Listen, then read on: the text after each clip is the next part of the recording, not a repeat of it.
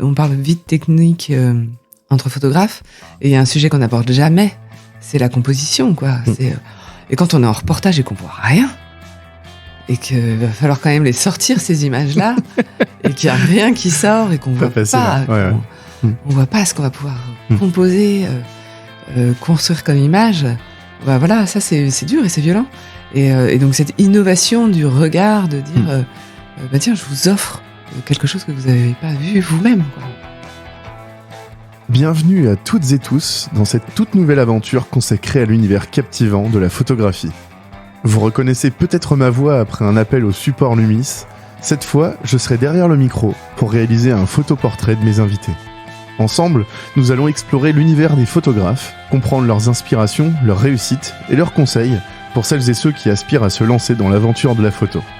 7 photographes sont venus retracer leur parcours, leur quotidien, mais aussi les anecdotes fascinantes qu'ils ont pu rencontrer tout au long de leur carrière. Être ou ne pas être photographe ? C'est la réponse à laquelle nous allons tenter de répondre dans ce nouvel épisode avec la présence d'Élise Famille. Détendez-vous, sortez votre plus beau sourire et bonne écoute. Est-ce que tu peux te présenter, nous dire qui tu es, dans quel domaine de la photo tu interviens et dans quelle région est-ce que tu exerces ? Alors, moi je suis Élise Famille. Et je suis photographe professionnelle depuis un peu plus de 10 ans maintenant. Okay. Mais ça va faire 5 ans que moi-même je ne pratique plus la photo. Okay. Parce que j'ai créé une agence de photo et vidéo qui s'appelle Iris. IRYS. Et donc on est à Nantes, l'agence est à Nantes, mais on a la particularité d'avoir tout un réseau de talents de photographes et vidéastes répartis sur l'ensemble du territoire français pour pouvoir proposer à nos clients, exclusivement des entreprises, d'avoir des photographes et des vidéastes au plus proche de leurs besoins. Trop bien. Parfait. Qu'est-ce que tu rêvais de faire comme métier quand tu étais enfant ? J'avais assez peu d'imagination puisque je te dirais tout de suite que je voulais faire le métier que faisait ma maman et elle était bibliothécaire. Ok, voilà. Oh trop bien. Voilà. Excellent. Que je n'ai absolument pas poussé comme idée. J'ai abandonné très vite cette idée. Ouais. Ok. À quel âge est-ce que tu as eu ton premier boîtier ? Alors, j'ai eu mon premier boîtier assez tard. Ouais. Je suis arrivée à Nantes en première. Et j'ai eu la chance d'avoir l'opportunité de partir en Russie pendant 15 jours. Et c'est la première fois à ce moment-là que j'ai eu un boîtier numérique. Ah ouais, trop bien. Parce que avant, j'avais des boîtiers argentiques. Ouais. Et j'avais cette frustration absolue de ne pas arriver à faire les photos que j'avais en tête. Ouais. Parce que la technique, parce que la patience de l'argentique, de devoir attendre la fin de la péloche pour la développer, et que voilà, qu'il y avait une exigence de quelque part devoir noter ces réglages pour pouvoir s'améliorer après, ce qui ne me correspondait pas du tout. Et alors que je faisais partie d'un club photo, que je développais, que j'ai des souvenirs. Mon papa faisait énormément de photos, donc je me souviens pour un de mes anniversaires, l'animation c'était de nous apprendre à faire la photo, et je devais être en 4e ou en 3e. Donc mon premier souvenir vraiment fort, ça a été avec ce boîtier numérique, de pouvoir me dire waouh, ça y est. Ouais, tu vas pouvoir creuser, tu vas pouvoir tester. Ça y est, je les ai, et ça y est, il y a de la belle lumière, il y avait de la belle architecture, il y avait des beaux paysages, et complètement. Voilà. La petite question qui fait débat, parce que ça nous fait rire de la poser. Est-ce que tu es plutôt Nikon ou Canon ? Ah, je suis 100% Nikon. Ok. Alors qu'en argentique, c'était un Canon qu'avait mon père, mais oui. Je suis 100% Nikon. Ok. Combien d'années de carrière est-ce que tu as ? Est-ce que tu as toujours été photographe ? Non, alors pas du tout. Par contre, j'ai commencé ma carrière, comme tu dis, professionnelle dans la photographie. Ouais. En fait, moi, j'ai des études d'art, j'ai fait histoire de l'art, une licence en médiation culturelle et communication, et après un master en direction de projet. D'accord. Et ma première expérience professionnelle, c'est à Paris, dans une fondation d'entreprise pour la photographie contemporaine. Et donc, en fait, j'avais pour mission de constituer la collection avec la conservatrice en chef. Ouais. de constituer la collection de la fondation. Donc on achetait sur le marché de l'art des photos et on repérait les artistes avant-gardistes qui allaient être cotés ensuite très très cher dans les années à venir. J'organisais des expositions. À l'époque, c'était au CNC. Ouais, trop bien. Voilà. Mais maintenant, c'est au Jeu de Paume. Ça s'appelle le Jeu de Paume. Ça a déménagé, etc. Donc, ma première expérience professionnelle a été déterminante puisque j'ai baigné dans la création photographique. Ça a été fort, mais du coup, j'ai complètement posé, moi qui faisais pas mal de photos amateurs, j'ai complètement posé mon appareil à ce moment-là. Oui, ok. C'est terrible, en fait. Tu passes ta journée à avoir sous les yeux des œuvres, des œuvres d'art, photographiques. Donc, autant dire que, voilà, en tout cas, moi, j'avais cet effet du syndrome de pourquoi je prends un boîtier d'appareil photo, en fait. C'était plus déstabilisant que inspirant à ce oui, moment-là. Oui, en tout cas, j'ai vraiment posé. J'ai adoré ce job. J'ai vraiment énormément appris. Ça m'a fait l'œil aussi. Alors après, c'est de la photo particulière, de la photographie contemporaine, c'est de la photographie plasticienne, c'est hyper recherché. Il y avait aussi des portraitistes, mais il y avait aussi du Bouba et du Willy Ronis et du Douaneau, mais il n'y avait pas que ça. Donc voilà, mais en tout cas, oui, j'ai commencé ma carrière dans la photo, sans être photographe. Ok, d'accord. Et après, il a fallu 15 ans avant que j'aille au Gobelin me former à la photographie, moi, que j'ouvre un studio photo à Nantes, et que je sois photographe professionnel, que je me fasse payer, que je me rémunère, et que j'ai mon entreprise, une URL, etc. Ouais, tout ça, quoi. Ouais, mais voilà. Mais les démarches Mais il a fallu, voilà. Entre temps, j'ai fait plein d'autres choses et que d'être photographe professionnel. Ouais. Très bien. Comment est-ce que tu t'es formé à tes débuts sur la photo? Au Gobelin, pour tout ce qui était éclairage de studio. Ok. Je voulais vraiment avoir la maîtrise technique de l'éclairage artificiel et je suis hyper contente, j'adore ça. Ouais. J'adore l'approche technique de la photo, maîtriser complètement mon matériel et pouvoir après s'en dégager pour pouvoir jouer avec. Donc ça, c'était un de mes objectifs. Ça a été les Gobelins. Et ensuite, j'ai eu une mentor sur la partie plutôt reportage. D'accord. Moi, j'avais fait du mariage quand j'étais professionnel, alors que là, Iris, c'est pas du tout du particulier, on est 100% entreprise. Et donc là, oui, j'ai eu Sybille, que vous connaissez, je sais, Sybille Rondeau, qui est une amie très chère et très proche qui m'a appris le métier de reportage de mariage. Excellent. Qu'est-ce que tu retiens de tes débuts en tant que photographe? Les joies, les galères? Alors, ça, c'est une bonne question. Parce que du coup, il faut faire un peu d'introspection. Ouais. Donc, il me faut un peu de temps pour répondre. Qu'est-ce que je retiens de ces débuts? En fait, j'ai été attirée par la photo de mariage. Et ça a été les débuts de ma pratique de la photo. Ouais, ça a été vraiment la pratique de la photo de mariage. Après est venu le studio et le portrait. Mais vraiment, ça a été cette attirance de pouvoir faire du reportage mariage et d'envoyer de la photo aussi humaniste que ce que j'avais pu voir avec tout le respect, tout en étant humble, des Douaneau et Willy Ronis, mais à offrir à des particuliers dans un moment de vie qui ne pourra plus se refaire, ou en tout cas qui ne se vit qu'une fois et qui est intense et qui est fort et qui est unique. Donc ça a été vraiment mes débuts.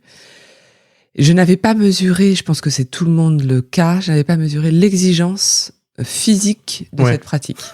Ça m'étonne pas, complètement. Voilà, moi j'ai évité l'opération, mais voilà, j'ai eu de la kiné, j'ai mon bras droit qui est en vrac, j'ai ma main qui est toujours qui a les séquelles du poids des boîtiers et des objectifs, clairement. Donc ça, j'avais vraiment pas mesuré l'exigence physique d'être reporter de mariage sur des 15 heures non-stop. C'est ça.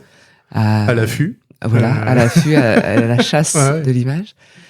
Alors que j'adorais cette adrénaline. Oui, par contre, chasse-là. Ouais, je comprends. Et de découvrir ces photos et de se dire, ah, ça y est, celle-là. Le contre-coup, c'est un contre-coup, quoi. Sur le moment, c'est... Oui, mais ça, je l'avais vraiment pas mesuré et je pense que je suis pas la seule. Je pense aussi, ouais. Clairement. Alors, on va passer à des petites questions type portrait chinois. Ouais, ok. C'est pas des questions pièges. Ouais, non. Si tu étais une couleur. Je dirais bleu. Ok. Voilà, je dirais bleu. Bleu par favoritisme. Comme ça. Ça t'évoque des choses, ouais, ok. Voilà. Bon. Voilà. C'est une couleur que tu utilises. Oui, quand même. Ouais, quand même. Que je vais porter ou que je vais. Enfin voilà, oui, Ouais. C'est une couleur que j'aime bien. Ok. Si tu étais une saison. Le printemps. Même si la lumière est un peu plus blanche qu'en automne, mais on se réveille. Ouais. Et ça, j'aime bien. Trop bien. On est sur un 100% printemps depuis le début de ces enregistrements. Ouais, c'est ouf. Mais en même temps, je comprends. J'ai hésité avec l'automne. Ouais, ok. Ouais, c'est forcément. Les couleurs, l'ambiance, ça joue énormément. Si tu avais un super pouvoir. Ah, on m'a déjà posé cette question. Oh, qu'est-ce que j'ai répondu? Ça peut changer. Hein. Quand tu es photographe professionnel, l'ubiquité, ça peut être quand même très pratique. Ça t'évite d'avoir une équipe et d'être... C'est clair. Voilà. Donc ça pourrait être ça. Sinon, moi, j'aime bien la télépathie. Ok, excellent. Et si tu étais un objet, alors appareil photo, objectif interdit, hein, forcément. Un objet... Ah, je vais contourner ton interdiction. Une lampe? Ouais, ok. Tout le monde te répond ça. Rapport à la technique d'éclairage, ouais. Je comprends. Non, j'ai un peu de tout. C'est vrai. Ouais. Pouvoir éclairer, mettre en lumière. Ouais, quand même. C'est important, ouais. On va parler un petit peu des reportages, des séances que tu as pu faire. C'est quoi ton meilleur souvenir de shooting, de séance? Ou ton pire souvenir? Alors, mes meilleurs souvenirs, ça va être sur Iris. Hein. Ouais. Iris, on a vraiment cette spécificité de travailler en circuit court, de travailler avec une logique de projet bas carbone et de pouvoir offrir donc cette spécificité à nos clients et à nos photographes et vidéastes, la qualité de pouvoir travailler à proximité de chez eux pour des acteurs de leur territoire et avec des projets ultra qualifiés parce que c'est pour le coup le job de l'agence d'organiser la prod. Ouais.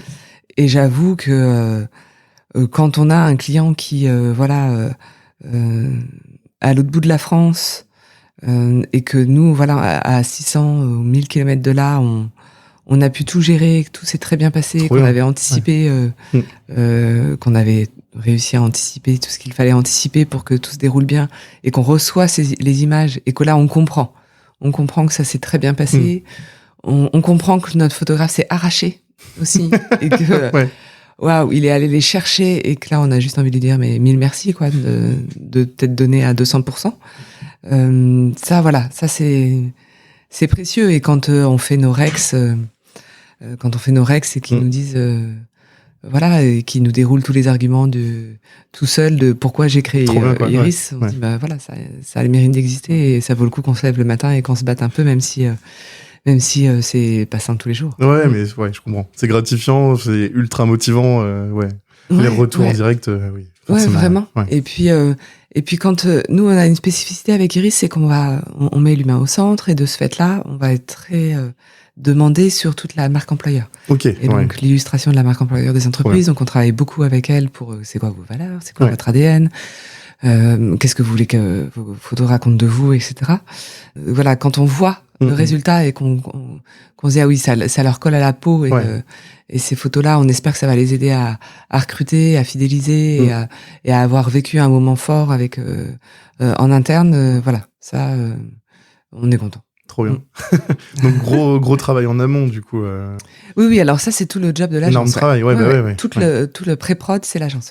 Et tout à Nantes là ou... Oui, alors tu sais ça, on est en juillet 2023. Ça fait 48 heures que je suis toute seule à l'agence. Ok, d'accord. Voilà. Cécilia, ma dernière collaboratrice, est partie sur d'autres aventures. On est monté jusqu'à 5, donc c'est à géométrie variable, mais on est une toute petite agence. Et après dispersé avec les photographes. C'est ça quoi. Aujourd'hui, c'est une centaine de photographes et vidéastes. Énorme, ok. Non, c'est pas beaucoup. C'est pas mal, ça couvre un bon périmètre quand même. Oui, on couvre assez classiquement. Hein, on est sur la diagonale du vide classique de la France. Alors, chers photographes, si vous souhaitez vous développer une activité dans les alentours de Bourges, par exemple, allez-y. Il y aura du boulot pour vous. Enfin voilà, on est sur oui, on a des vraies problématiques on tire je fais les gestes avec mes mains. De l'est, de l'est au sud-ouest, là, on a une diagonale du vide où il n'y a pas grand monde de talentueux, en tout cas. Et sinon, oui, on essaye d'être assez homogène sur l'ensemble du territoire, parce que nos entreprises nous demandent un peu partout. Là, j'ai signé hier pour 15 vidéos qui doivent sortir très vite là en septembre. Il va falloir qu'on soit à Calais, qu'on soit à Toulon, à Toulouse, à Nantes, Saint-Nazaire, Paris, la région parisienne. Donc j'ai pas le choix là. Il faut que nos vidéastes soient un peu. Que ça suive, clairement. Mais c'est pas énorme. C'est pas énorme. Non, c'est pas énorme. Mais je cherche pas. Hein. Moi, j'aime bien travailler avec. Les photographes avec qui on travaille, les vidéastes avec qui on travaille, on aime travailler ensemble. Ils ont compris aussi la valeur ajoutée d'Iris. On n'est pas une plateforme. Oui, il n'y a pas de recherche du volume. C'est pas de ça dont on parle. Non, mais on n'a pas le choix aussi, économiquement. Faut l'entendre aussi. Hein. Faut l'entendre aussi qu'il n'y a pas le choix du volume aussi, qu'il faut aussi accepter que quand c'est une presta avec Iris, c'est sûrement un peu moins bien payé que si c'était eux en direct. Oui, bah oui. Mais parce il faut que moi je me rémunère sur tout le travail de pré-prod. Donc il y en a qui le comprennent très très bien. Ceux qui le comprennent pas, on travaille pas ensemble, c'est tout. Mais voilà, donc 100, c'est pas énorme. Ok. Par rapport aux séances, est-ce que tu as une astuce à partager, alors que tu utilises ou peut-être que tes photographes utilisent? Typiquement, comme tu dis, aller les chercher. Arriver dans une entreprise, ça doit pas être facile. Ouais, notre astuce, moi, les astuces, je les ai mis dans nos roadbooks, pour eux, pour nos photographes. Je pense qu'il y a une chose qui, moi, je vois fait mouche à chaque fois chez nos clients et que je pense qu'ils devraient tous les photographes, tout le monde devrait faire ça. C'est que je demande toujours les VIP. Ouais. Je demande toujours qui est à chouchouter, qui doit être dans le reportage absolument. Quand ça s'y prête, hein, évidemment. Oui, bien sûr. Ouais. Mais voilà, ça, je sais que je fais toujours mouche avec cette question-là, donc je me dis que ça doit pas être encore assez répandu. Ouais. En séance, alors j'ai une petite question. Là, vu que t'as arrêté complètement les séances, moi en pratique. Après, tu fais moi, toujours à côté ou. Je pratique en perso. Ouais, c'est ça. Je pratique en perso, mais pour le boulot, non, j'ai des bien meilleurs photographes que moi. Maintenant, Je préfère les faire bosser. Puis mon matos, pour le coup, là, devient vieillissant. Ouais, ok. Il est plus hyper fiable. Voilà. Ça m'arrive, hein, mais très rarement. Est-ce qu'il y a un type de séance, un type de reportage que t'as jamais fait et que t'aimerais tester? Ah oui, ouais. Alors moi, à titre perso, j'ai jamais fait de drone. Ok. Et je crois que ça viendrait me chatouiller parce que ça permet d'offrir une vision non humaine de notre environnement. Complètement. Donc voilà. Après, j'ai jamais pratiqué avec un objectif à décentrement pour tout ce qui est architecture. Et ça me plairait bien d'essayer de maîtriser. Et puis après, il y a plein de pratiques de studio que j'ai pas été jusqu'au bout. Donc à la chambre, techniquement oui, ça implique du matos, ça implique du temps, ça implique les choses, mais c'est et pourquoi pas la vidéo. Maintenant que je fais pour Iris toutes les pré-prod vidéos où on va travailler les storyboards, les storytelling, rédiger les scripts, etc. Ça va, ça t'attire du coup. Voilà, la technique, hein, évidemment, si t'es une fan de la technique et que t'aimes creuser ça, je comprends. Même le drone, hein, pour du bâtiment, t'as des choses incroyables à faire en architecture. Mais je pense que je pourrais être vite déçu techniquement. J'ai l'a priori tout à fait classique à mon avis faut faire voler un engin, on prend la photo et puis on le refait descendre. En fait, l'intérêt du drone, ça va pas être tant le pilotage qu'il a, l'engouement va tenir un petit moment, mais au bout d'un moment ça redescend parce que ça reste faut pas voir ça que comme un jouet, quoi. Oui, Par contre, les applications derrière qui ont été faites, qui ont été développées, ça a décuplé le plaisir, en fait, quoi. Ouais, je pense. Là, quand tu vas faire de la carto 3D, par exemple, d'un bâtiment, tu vas voir le monde en 3 dimensions vraiment, tu vois. Là, et ça change la donne un petit peu, quand même. C'est assez sympa. Ouais. Est-ce qu'il y a un photographe connu ou moins connu qui t'inspire? Pourquoi? Et est-ce que tu peux me l'expliquer simplement pour moi qui ne suis pas photographe? Alors, je vais reprendre, pour le coup... ouais, t'as des notes? Non, pas du tout. Je vais aller sur mon Insta. Ah yes, bah oui. Ça marche. Je vais aller sur mon Insta parce qu'il y a pas longtemps, j'ai découvert le travail d'un photographe qui m'a bluffé. Voilà. Alors, c'est une nana, en plus. Je suis hyper contente. Alors, elle est... je me demande si elle n'est pas à Nantes. Non, pas sûr. Elle s'appelle Blandine Soulage. Ok. Et son site internet, c'est blandinesoulage.com. Je la connais absolument pas personnellement. J'allais dire, elle travaille à l'éclair obscur, mais là, je suis sur son compte. Pas du tout. Pas du tout. Et alors, c'est juste un univers incroyable. Je kiffe son univers. C'est coloré. C'est décalé. C'est... Voilà. Enfin, voilà. Quand on scrolle... Ouais. Là, il y a une patte, il y a un regard artistique. Enfin, voilà. Je pense qu'elle travaille avec pas mal de marques. Moi, en fait, ce que j'aime, c'est que c'est exactement le genre de photo que je serais incapable de créer moi, que je ne verrais pas dans mon œil, et qui, je trouve, fonctionne. Enfin voilà, ça, c'est proche d'un tableau. Il y a, clairement. Il y a du mouvement, il y a, voilà. Je trouve que donc Blandine Soulage, qui je pense est déjà ultra connue. Enfin, j'ai même pas été chercher son pedigree, hein, j'avoue, mais j'aime beaucoup ce qu'elle fait. Bah trop bien. Ouais. Excellent. Et pas tant suivi que ça sur Instagram. Hein. Non, mais c'est souvent les meilleurs qui sont très peu suivis. Hein. Bah ouais. Donc ils n'ont pas le temps. Hein. Recommandation, voilà, c'est noté. Voilà. Merci à toi. On t'a demandé en amont une photo à laquelle tu tiens particulièrement. Je vais te laisser la redécouvrir. Du coup. Oh, elle est en... Voilà. Je ne sais pas si je l'avais envoyée dans une assez grande... C'était nickel. C'était parfait, ouais. C'est vrai. Ouais. Ah oui, dis donc, elle a un format bizarre. Elle est en panneau. Elle est en panneau? On l'a tirée en panneau pour... alors il y a des petites marges blanches sur les côtés, mais ouais. Ok, mais c'est parce que c'est le format que je vous avais envoyé qui est comme ça? Ah tiens, c'est étonnant. Je savais pas. Bref. Alors, pourquoi cette photo? C'est pas moi qui l'ai prise. Ok. Ah ouais, en plus. Non. Trop bien. C'est pas moi qui l'ai prise. Et pourquoi j'ai choisi cette photo? Parce que c'est une des toutes premières photos d'Iris. Ah, génial. Voilà. Ouais, donc marqueur vraiment de... Exactement. Ouais. Et c'est une des... Non seulement c'est une des toutes premières photos d'Iris, et c'est mon premier client qui m'a fait faire 5 sites différents. Ok, ouais, en vraiment, France. ouais. Et voilà, ça a été le premier client qui a justifié la création d'Iris et le pourquoi d'Iris. Donc on est en 2019 à ce moment-là. Ouais. Et donc c'est Léo, un de nos photographes que j'ai pas refait bosser depuis, donc parce qu'il était tout jeune. Et c'est vrai que faudrait que je prenne de ses nouvelles. Je sais pas ce qu'il devient. Et en plus, voilà, on est dans du reportage chantier. On est, elle s'est entourée par 2 voies de chemin de fer qui forment une ligne de fuite, qui je trouve fonctionne très bien. On a un premier plan avec cet outil technique et cet homme qui est en train d'utiliser cet outil technique de géomètre. Ouais. Et donc on a le rapport de l'homme avec la machine que moi j'aime particulièrement. Et voilà. Donc je la trouve que la colorimétrie est à peu près réussie, je la trouve homogène en tout cas, et c'est pour ça que j'ai choisi cette photo. Trop bien. Voilà. Quand on a reçu ça, on s'est dit, qu'est-ce que c'est cette histoire tu vois. Excellent. Ça tranche complètement et c'est trop bien. On avait tous hâte de savoir. Et ben voilà. Et donc là c'est Paris, hein, c'est en région parisienne. D'accord. Et franchement cette boîte c'est, on a fait quoi? On a fait Paris, on a fait Nantes. J'ai fait le sud. Enfin voilà, on avait 5 sites.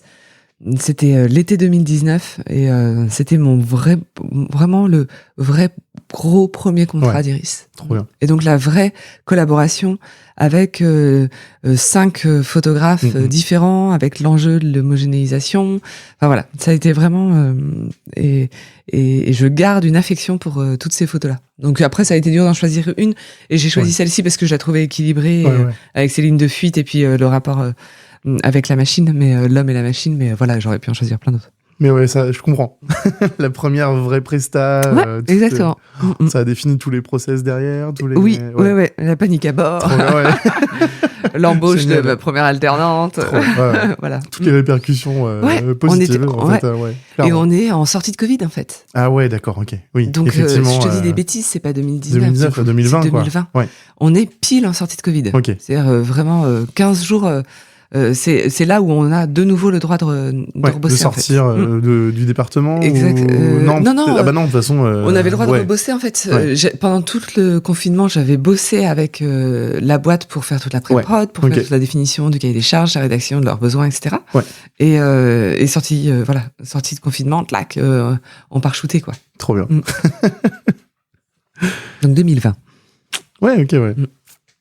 Au niveau des entreprises, tu as les employés eux-mêmes qui posent avec leur matériel, qui travaillent directement. Il y a pas de montage, d'engagement tu vois, d'acteurs ou de.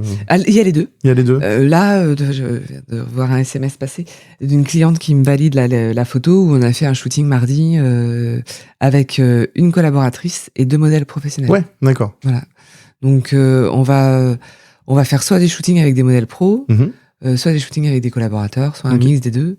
On est quand même en pourcentage beaucoup plus avec les collaborateurs. Parce que marque employeur, parce que bien sûr, reportage métier, parce que portrait, etc. Et que Iris est moins ciblée sur la partie pub, et communication interne ou même si là c'est le cas et que c'est en 4x3 et dans les sucettes de co là, donc mais ces contrats là c'est plutôt les agences de com qui les ont. Oui, bah oui. Donc oui, de fait on a plus de pourcentage avec les collaborateurs, mais on fait les deux. Ouais, ok. Comment est-ce que tu t'organises justement avec toute la partie pro-perso, tu vois, le temps que tu peux passer aujourd'hui, ça va être plus simple même, ou est-ce que c'est plus compliqué entre le temps que tu peux accorder pour préparer par exemple des prestats, le temps qu'il faut pour trouver des clients, pour faire de la compta, pour faire actualiser le site web, je sais pas, développer la communication d'Iris, tu vois, sur les réseaux éventuellement. Oui, il y a des choses qu'on fait pas, que je ne fais pas, ou que j'ai fait faire. Oui, ok, voilà. C'est ça aussi, faut savoir s'entourer et laisser faire les pros. Alors, en fait, quand j'étais photographe professionnel, j'étais aussi salarié. Ok, ouais. J'étais à plein temps, au voyage à Nantes notamment. Je travaillais du lundi au vendredi au voyage à Nantes et je travaillais de 21h à minuit en tant que photographe pro et les week-ends. Ok. Donc ça, j'ai arrêté. Très sport, clairement. Ça m'étonne pas. Pour garder une vie de famille quand même sereine et équilibrée. Et puis même une vie perso, enfin et une santé. Et donc aujourd'hui, en fait, c'est clair, je travaille du lundi au vendredi. Alors j'ai des grosses semaines. J'ai vraiment des grosses semaines. Mais tu parviens à conserver quand même les week-ends. J'y arrive plus. J'arrive plus à travailler le week-end. Ouais, ok. C'est-à-dire que quand je dis que j'y arrive plus, c'est qu'il y a plusieurs fois où le vendredi soir, je ferme mon ordinateur en me disant ça serait bien que ce week-end je fasse ça et ça et ça, et j'y arrive pas. Ok. Voilà. Donc je réouvre mon ordi le lundi matin et je me dis tant pis, ça sera fait cette semaine et puis basta. Très bien. Et je prends des vacances et voilà. Ouais, mais trop bien quoi. Non, ça c'est. Comment est-ce que tu fais pour te faire connaître ou comment est-ce que tu as fait pour que les contrats tombent tout seuls aujourd'hui Ça tombe pas tout seul. Non, je sais. Ça tombe pas tout seul. Évidemment. Après, moi aujourd'hui, Iris, on est vraiment sur du pro, du B2B. Donc c'est les entreprises. Et donc c'est beaucoup de réseaux. Ouais. Entre elles aussi un peu, ou est-ce qu'il y a, y a de la recommandation, fonctionne T'en parles un petit peu ou pas avec les... Oui, il y a de la reco. Oui, bien sûr. Beaucoup, il y a de la reco et beaucoup de réseaux. Ok. Excellent. Et après, c'est ce qui marche le plus. Après, j'ai fait du démarchage commercial à froid. c'est long, c'est exigeant, c'est violent, c'est dur, c'est ingrat. Et en fait, on tombe rarement au bon moment. Mais ça arrive. Oui, le but, c'est de semer un petit peu en se disant, si un jour ils ont besoin, qu'ils pensent à moi. Exactement. Mais le un jour, ça peut être, ça peut être très long. Ouais, c'est ça. C'est le cas. Hein. Ouais, ok. C'est le cas. Moi, effectivement. Je pense que cette année, j'ai signé des clients que j'avais rencontrés il y a 3 ans. Hein. Ok. Bon, après, ils t'ont pas oublié. Ouais, trop bien. Parfait. Non, mais c'est parfait. Et tu regardes un petit peu, par exemple, le référencement ou Internet? Oui, carrément. Ouais, carrément. Alors, je l'ai très bien fait pour Iris, très mal pour quand moi j'étais photographe pro. Et oui, c'est bluffant, ça fonctionne super bien. Les avis Google un petit peu ou... Ouais, à fond. Ouais, à fond. Ouais. Même en entreprise, ils recommandent plus facilement. On fait systématiquement. Ouais. On fait systématiquement un Rex client. Ouais. À la fin du Rex client, on demande systématiquement est-ce que vous acceptez de faire un avis Google. Et ceux qui acceptent, on leur envoie le lien dans la foulée, ils le font dans la foulée. Ouais. Parfait, trop bien. Non, c'est top. Et le référencement, le SEO. Alors, j'ai jamais fait de SEO, mais j'aimerais bien. Mais il faut avoir du budget pour ça, Et puis, c'est le budget et le temps parce qu'il faut tester. C'est par itération, hein, donc. Donc voilà, et le SEO, ça fonctionne. Pardon, oui, ça fonctionne hyper bien. C'est même incroyable. Donc nous, on a des pages qui ne sont créées que pour ça, qui sont rédigées que pour ça. Après, en termes de transformation, bof. Ok. Ouais. Bof. J'ai eu au pic le plus fort du SEO quand on était vraiment derrière. Je pense que j'avais entre 3 et 4 demandes entrantes par semaine. Okay. Ce qui a été beaucoup pour Iris. Très bien, ouais. Et sur les 3 à 4 demandes, je pense que honnêtement, par semaine, ce qui fait par mois 4 x 4, 16. Donc 16, je pense que si j'arrivais à en signer une, waouh. Ouais, d'accord. Sinon, on était le 3e devis. On était, enfin voilà, c'était pas qualifié, ils avaient pas bien compris. Enfin, c'était pas une bonne. Donc voilà. Ouais, pas la meilleure stratégie en tout cas. Ouais. Qu'est-ce que tu aimes particulièrement dans le métier de photographe ? Ça va paraître bizarre, je pense, ma réponse. Mais ça va être l'innovation. Ok. Parce que l'innovation, on peut la définir de différentes manières.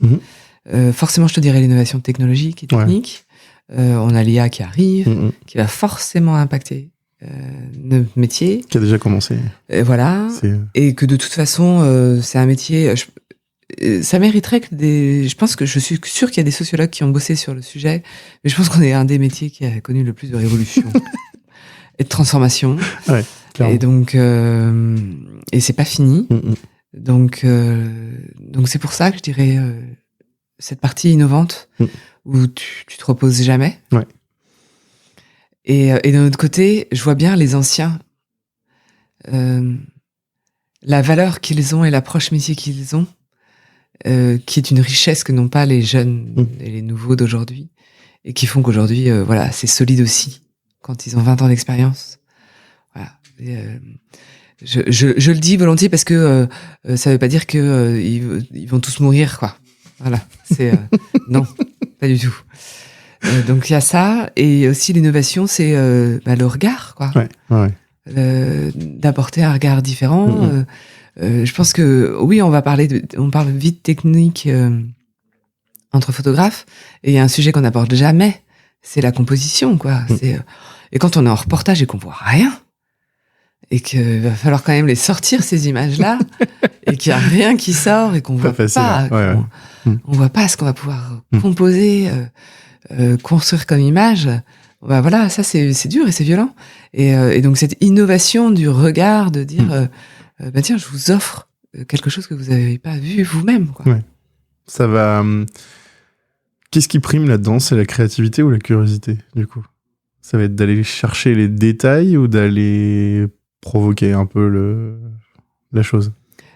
Ta question sous-entend ? Tu vois, quand tu te retrouves bloqué et que vraiment il n'y a rien, et il faut creuser à un moment donné. Il n'y a pas le choix. T'es payé pour, donc il faut sortir Qu'est-ce qui va déclencher ? Ça va être... je pense qu'il y a un peu des deux aspects, mais est-ce que tu peux être créatif et provoquer un peu ça ? Ou est-ce que tu vas être plutôt très curieux à l'affût de la chose qui t'aurait échappé, tu vois? Alors, je pense que pour le coup, chacun réagit à sa manière. Moi, je vais avoir tendance à être très méthodo. Ouais, ok. Ok, on reprend les bases. Ouais. et voilà. Ouais. Et je rentre comme ça. Ok, excellent. Ouais. Qu'est-ce que je connais, ce dont je suis sûr. Ouais, voilà. Simple, basique, efficace, direct. Très bien. Lumière, composition, moment, ça. Par rapport à tout ça, est-ce que comment tu définirais ton style justement sur la manière dont tu abordes la photo? Ah ouais, non, je déteste cette photo, cette question. Ouais. J'ai pas de réponse. J'ai pas de style. Tu t'adaptes en fait, quoi. C'est ouais. J'ai pas de style. Personne n'a de style. On a un talent. Ouais, non. Mais parce que, mais par mon passé, par mon passé pro, d'avoir travaillé avec des artistes photographes, quoi. Mais non, encore, il y a récemment, j'ai un jeune photographe qui m'a dit, est-ce que tu peux me faire une lecture de portfolio? Et voilà, mon style, etc. Et il savait, en me demandant que j'allais être cash et direct. Mais bienveillante. Et c'est bien, non, mais oui, il faut, ouais. Mais à un moment donné, je lui ai dit, écoute, c'est pas en mettant des filtres sur tes photos que tu vas avoir un style. Bon, ça a le mérite d'être clair. Mais on reconnaît, on reconnaît. Il y a des photos que je reconnais. Je vais reconnaître que c'est tel photographe, que je vais reconnaître que c'est. Donc ils ont effectivement une approche, un regard, une matière, un post-traitement. Ouais. Pas un style. Mais c'est pas une recette secrète. C'est ça. Non. Je vois très bien. Qu'est-ce que tu as découvert dans le métier de photographe auquel tu t'attendais pas du tout avant de te lancer? Ça va pas me concerner moi, personnellement, mais je ne mesurais pas à quel point c'était une profession aussi peu organisée, aussi peu structurée, qui en subit aujourd'hui complètement les désagréments, les effets. Ça, j'avais pas mesuré à quel point, moi, venant de l'art, c'était aussi bafoué. Je le savais dans la presse, la crise de la photo de presse, des prix qui baissent, contrairement à tous les restes. C'est ça. Ouais. Mais c'est vraiment la démarche inverse. Ça, j'avais pas mesuré à ce point-là. À quel point c'était aussi peu respecté. Si je fais un parallèle avec la musique, où la SACEM vous tombe dessus cash, là, il y a une espèce de zone de non-droit officielle qui est assez bluffante. Voilà. Je sais pas si c'est très clair. Si, c'est très clair. C'est un aspect assez complexe pour en avoir discuté avec beaucoup de photographes, en fait. La partie business, par exemple, qui est très compliquée. Bon, t'as fait une très grande transition, tu vois, de ce point de vue-là, donc j'imagine que t'as rencontré aussi toi-même des difficultés, mais que voilà, t'étais quand même déjà dans cette approche-là pour lancer Iris. Mais c'est vrai que c'est un point particulièrement difficile, par exemple. On parle de métier passion, souvent, d'où le fait que le mot carrière dénote complètement. Tu vois, le faire une carrière de photographe, parfois ça surprend, on se dit j'aime pas ce mot parce que parce que je vis ce que j'aime faire et que je vois pas ça comme une carrière, voilà. Et du coup toute la partie entreprise justement est complexe, se vendre, défendre ce qu'on fait, ce qu'on aime faire, et donc ça c'est un aspect quand même assez complexe. Oh, je pense qu'il y a autant de nouveaux photographes sur le marché que d'arrêt d'activité aussi. Oui, tous les ans. Complètement. Pour ces raisons-là. Et généralement, c'est pas les moins bons qui arrêtent. Compliqué. Effectivement. Est-ce que tu as un conseil à donner à un jeune photographe ou une jeune photographe qui voudrait se lancer? De aller faire une école d'art. Ouais. Ça a vraiment changé. D'arrêter de. En fait, il y a un schéma classique dans le processus de la professionnalisation en photo. C'est que tu commences par une pratique amateur. Tu es attiré par en faire ton quotidien professionnel. Donc tu vas commencer par donner, offrir tes services. Après tu vas les brader. Puis après tu vas mettre le juste prix. Puis tu vas crier sur ceux qui ont fait ce que tu as fait. Voilà, font ce que tu as fait. Donc ça c'est le schéma tout à fait classique de l'auto-entrepreneur photographe. Ouais. Et pour bosser avec des photographes professionnels qui ont l'habitude de bosser avec les agences de com, notamment, ça je vois une différence énorme. Entre, je bosse très peu avec des photographes de mariage, par exemple. Oui. Ils ont une attitude et une démarche et une relation client qui est incroyablement faussée. Et donc voilà. Et il y a vraiment une différence, de pratique. Donc je dirais attention et allez vous former le regard, allez vous former à la technique, restez humble et puis réfléchissez-y à 2 fois, tu vois, voilà. Et regardez. Et regardez pas que dans les expos, les grands. Hein. Oui, bien sûr. Ouais. Insta, aujourd'hui, on n'a pas plus d'excuses de ne pas regarder. Donc, et faut construire Et c'est le conseil que j'ai donné aux jeunes à qui j'ai lu le portfolio. J'ai dit, mais qui est talentueux, qui est fait pour ça. C'est un musicien, c'est un photographe, c'est un vidéaste. Il est fait pour créer. C'est son truc et il a ce talent-là. Mais il est jeune et il a tout à apprendre. Il faut bosser. Et il n'a pas fait un parcours créatif. Bah oui. Donc je lui dis, mais commence par t'inscrire dans une école d'art. Faut oser se jeter, quoi. Faut oser y aller et pas se dire je fais ça à côté ou je travaille. Ça va permettre de gagner du temps, en fait. Ouais, c'est ça. Hein. Paradoxalement, ça va lui faire gagner du temps.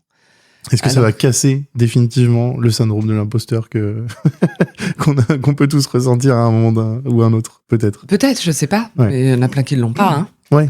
Il y en a aussi plein qui ne l'ont pas. Hein. Ouais, ok. Et j'en ai rencontré. Hein. D'accord. Les photographes qui n'ont pas le syndrome de l'imposteur, ils disent bref.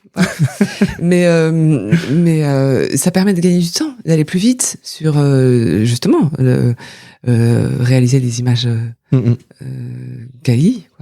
Ouais. On a des petits débats à la fin qui sont très courts. C'est un peu l'équivalent du Canon Nikon, hein, donc. Ça marche. Vas-y. Pas de souci. Par rapport à aux galeries, donc la diffusion en fait des photos, la première question qui est toute basique, est-ce que tu es pour ou contre les musiques sur les galeries?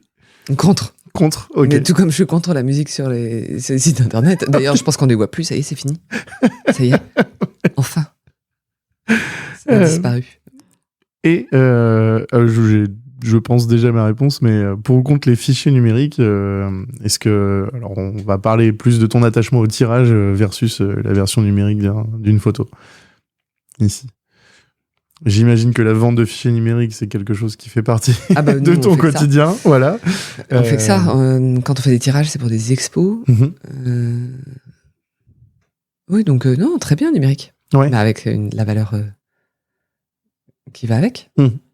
Et le papier, justement, quel attachement tu as par rapport à tout ça? Est-ce que c'est quelque chose sur lequel tu te barres un peu, par exemple, vis-à-vis de la façon dont ça va être exploité, justement, les photos? Ou est-ce que tu as un attachement particulier?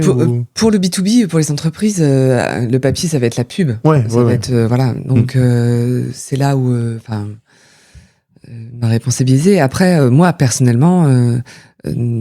j'imprime, mais j'ai fait des albums et mes enfants regardent les photos parce qu'elles sont dans un album. Sinon, ils ne les regarderaient pas. Ok, ouais. Donc, il faut imprimer, évidemment. Il faut les deux, quoi. Mais pour les entreprises, le fichier numérique est plus utile. Oui, clairement. Alors, on a Marie Gambardella, qui était dans le précédent épisode, qui nous a laissé une question pour toi. Oui. Alors, on va l'écouter maintenant.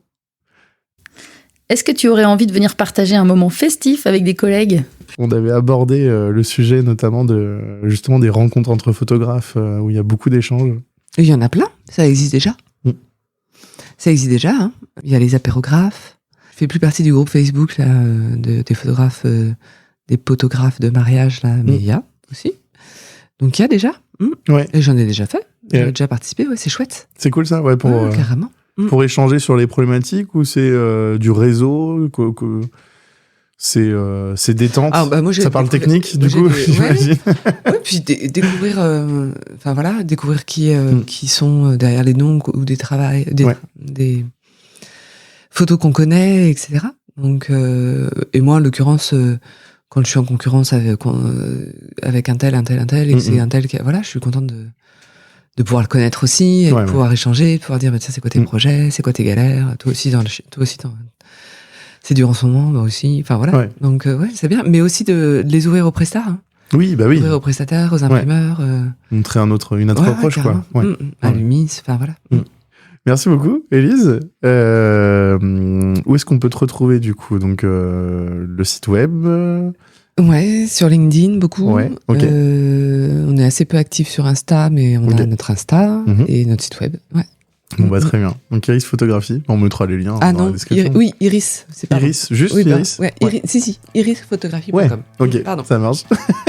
Très bien. Merci. Merci à toi d'être venu. Ciao. Cet épisode touche maintenant à sa fin. J'espère qu'il vous a plu et vous a permis d'en apprendre un peu plus sur le quotidien des photographes. Je tenais à remercier notre invité qui est venu spécialement à Nantes, dans les locaux de l'UMIS Photo, la plateforme de galerie en ligne conçue pour les photographes. Découvrez les liens vers son travail dans la description de cet épisode. Quant à nous, on se retrouve très bientôt pour un nouvel épisode de Photoportrait. À bientôt!